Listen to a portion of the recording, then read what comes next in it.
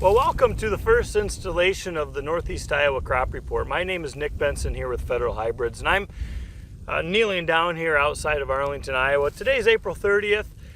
Just wanted to give you an update on what I'm seeing out there in the field. So as far as planting progress is concerned, things are going at a rapid pace. I would guess by Sunday night, we are looking at being 80 to 90% done on corn and soybeans. So we have had a huge window to get our crop in the ground, and things are rolling along real nicely. A lot of times at this time, corn is in front of beans on planting progress, where a lot of guys have been going beans earlier, right along with corn, and so I'd say that progress is about the same, really. About 80% probably by Sunday night. So we've had a great window here, just trying to get the corn and the beans in the ground and then getting the crop sprayed. So soil temperatures are in the high 50s. Certainly will be up to 60 here by Sunday with this heat coming this weekend. So overall things are good.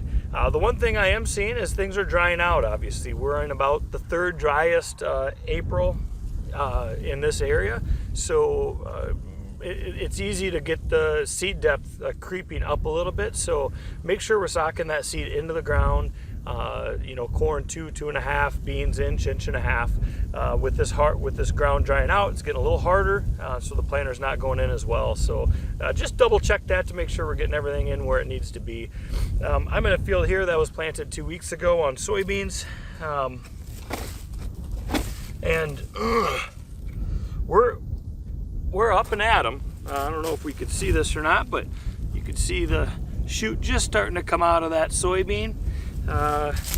Looking for some warmth, which it's getting, so I really don't see any problems. We're hoping for some rain here Sunday night. That is what the forecast says. So anyway, that's the crop report here for Northeast Iowa. My name is Nick Benson with Federal Hybrids.